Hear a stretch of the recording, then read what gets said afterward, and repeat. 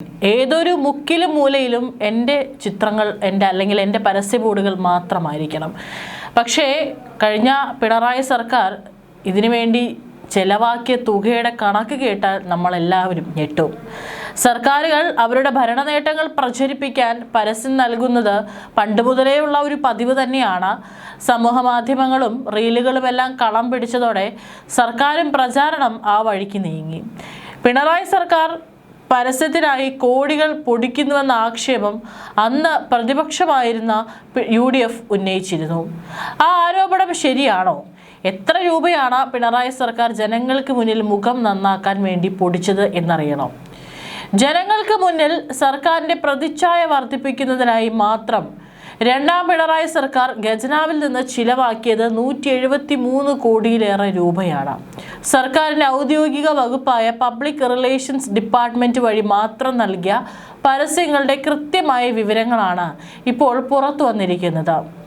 ഒന്നാം പിണറായി സർക്കാരിൻ്റെ കാലം തൊട്ടു തന്നെ പരസ്യങ്ങൾക്കായി സർക്കാർ കോടികൾ പൊടിക്കുന്നു എന്ന ശക്തമായ ആക്ഷേപം അന്ന് പ്രതിപക്ഷമായിരുന്ന UDF നിയമസഭയ്ക്കകത്തും പുറത്തും ഉന്നയിച്ചിരുന്നു.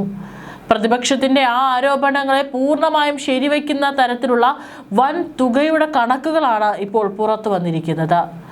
സമൂഹ മാധ്യമങ്ങൾ ജനങ്ങൾക്കിടയിൽ വലിയ സ്വാധീനം ചെലുത്താൻ തുടങ്ങിയതോടെ പരമ്പരാഗതമായ രീതികളിൽ നിന്ന് മാറി റീലുകൾ നിർമ്മിച്ച് പ്രചരിപ്പിക്കാനും സർക്കാർ വൻതോതിൽ പണം വാരിയെറിഞ്ഞു. റീൽ വീഡിയോകൾക്കായി മാത്രം 37,34,800 രൂപയാണ് ഖജനാവിൽ നിന്ന് സർക്കാർ ചെലവിട്ടത്. റീലുകളിൽ മാത്രം ഈ പ്രചാരണം ഒതുങ്ങിയില്ല.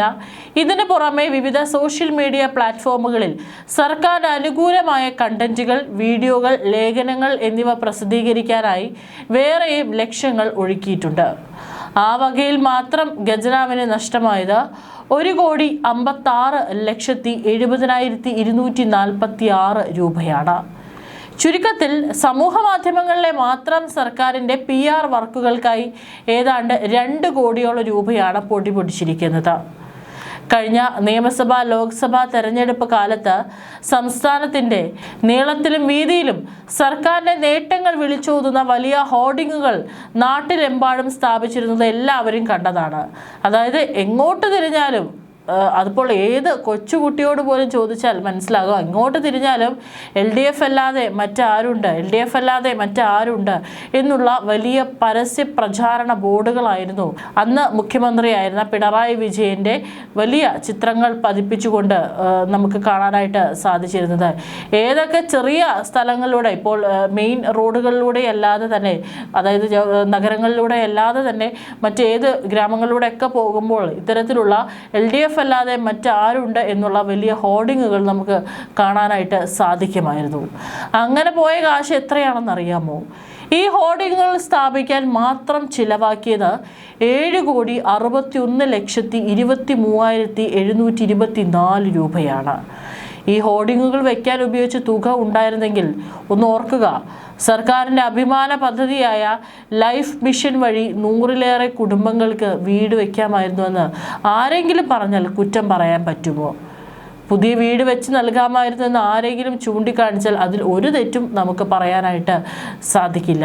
നമുക്കറിയാം, കഴിഞ്ഞ ഒരു 2-3 ദിവസം മുമ്പാണ് ഒരു അച്ഛനും കണ്ണു കാണാൻ സാധിക്കാത്തൊരമ്മയും 2 കുഞ്ഞുങ്ങളും ജീവിക്കാൻ യാതൊരു നിവൃത്തിയില്ലാതെ പുഴയിൽ ചാടി മരിച്ച വാർത്ത. അതായത് അവർക്കൊരു വീടില്ല, അവർക്ക് പൈസയില്ല, അവർക്ക് ജീവിതം മുൻപോട്ട് കൊണ്ടുപോകാൻ ഭക്ഷണം കഴിക്കാനായിട്ട് പണമോ അല്ലെങ്കിൽ നല്ല തുണികൾ വാങ്ങാനായിട്ട് പൈസയോ ഒന്നും തന്നെ ഇല്ലാതെ അതിദാരിദ്ര്യമായിട്ടാണ് അവർ ഒരു നിവർത്തി മുന്നോട്ട് ജീവിക്കാനില്ലാതെ അവർ ആത്മഹത്യ ചെയ്തത്. ഈ പരസ്യങ്ങൾക്കും പ്രചാരണങ്ങൾക്കായും ചിലവാക്കുന്നതിൻ്റെ വളരെ ഒരു കുറച്ച് ശതമാനം മാത്രം ഉണ്ടായിരുന്നെങ്കിൽ ഒരു വീട് ഒരു ദരിദ്ര കുടുംബത്തിന് വെച്ച് നൽകാൻ സാധിക്കുമായിരുന്നു. എന്നാൽ ഇവിടെയും തീരുന്നില്ല പിണറായി സർക്കാരിൻ്റെ പരസ്യ കണക്കുകൾ. നിത്യനിദാന ചിലവുകൾക്ക് പോലും പണമില്ലാതെ കട്ടപ്പുറത്തിരിക്കുന്ന KSRTC ബസ്സുകളിൽ സർക്കാരിൻ്റെ പോസ്റ്ററുകളും പരസ്യങ്ങളും പതിച്ച വകയിൽ 2,78,18,411 രൂപയാണ് ഒഴുകിയത്. അതും നമ്മൾ കണ്ടതാണ്. കേരളത്തിൽ അങ്ങോളം ഇങ്ങോളം ഓടുന്ന എല്ലാ KSRTC ബസ്സുകളുടെ സൈഡുകളിലും പിണറായി വിജയൻ്റെ ചിത്രങ്ങൾ പതിപ്പിച്ചിട്ടുണ്ടായിരുന്നു. ഇതിനെല്ലാം ഒപ്പം വിവിധ മുൻനിര അച്ചടി ദൃശ്യ മാധ്യമങ്ങളിൽ വൻതോതിൽ സർക്കാർ പരസ്യം നൽകാനായിട്ട് 160,55,88,975 രൂപയാണ് ചെലവാക്കിയിരിക്കുന്നത്. അതായത് 161 കോടിയിലധികം രൂപ ഈ പറയുന്ന ദൃശ്യ മാധ്യമങ്ങളിലൂടെയൊക്കെ തന്നെ, അച്ചടി ദൃശ്യ മാധ്യമങ്ങളിലൂടെ സർക്കാർ പരസ്യങ്ങൾക്കായി ചിലവാക്കിയിരിക്കുന്നത്. ഏതായാലും പുതിയ സർക്കാർ അധികാരത്തിൽ വന്നപ്പോൾ രണ്ടാം പിണറായി സർക്കാർ അവരോട് പറഞ്ഞ ഒരു കാര്യമുണ്ട്. ഞങ്ങൾ ഇത്ര 6,000 കോടി 5,000 കോടി ഖജനാവിൽ ബാക്കി വെച്ചിട്ട് തന്നെയാണ് ഞങ്ങൾ ഇറങ്ങിയിരിക്കുന്നത്.